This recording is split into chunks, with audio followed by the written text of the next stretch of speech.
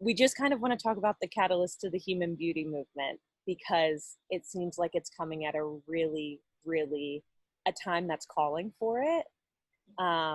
So what was the catalyst behind finding that company? Or I should call it a movement more than a company.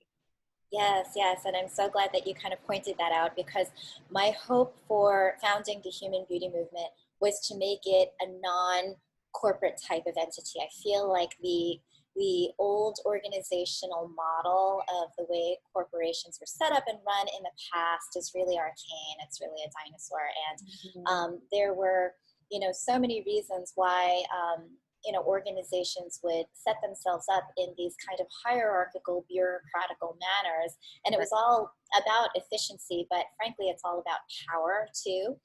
And I think that as I sat back and took a look at what could be right aligned with the way that commerce is done, with the way that the economy could be done, it needs to be handled a little bit differently.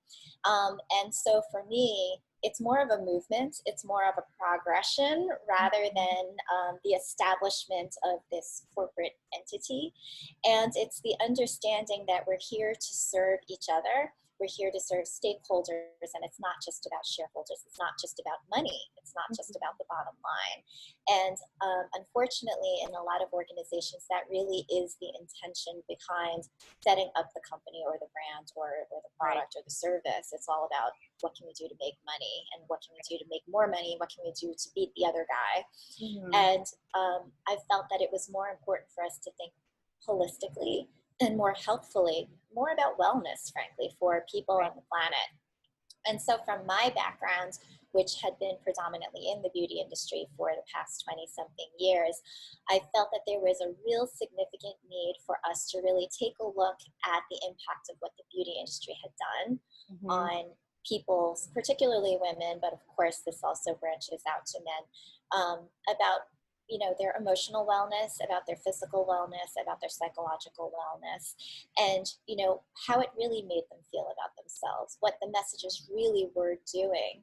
And more and more, I see that there's almost like this forked tongue kind of a communication saying, we want to empower you. We want you to build self-esteem, but you're really nothing if you don't buy our product.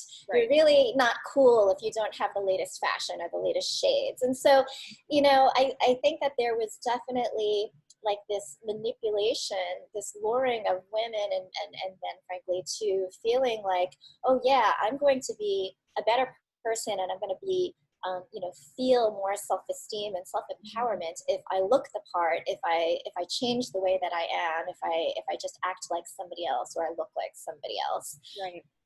And that's not really healthy, is it? It's not really, like, it's a lot of acting. It's a lot of hard work to try to live up to somebody else's expectation of what you should be looking like. And so the human beauty movement is all about changing the narrative. It's a disruptor to our earlier conversation. I really want to disrupt the beauty industry by saying that you are already beautiful the way that you are. Right. Who you are, how you show up in the world, you are beauty. You do not need anything else externally to make you more beautiful. You are beautiful.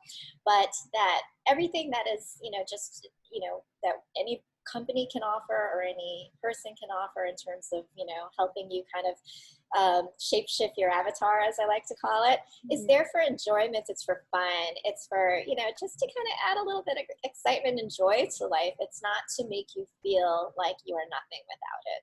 Right.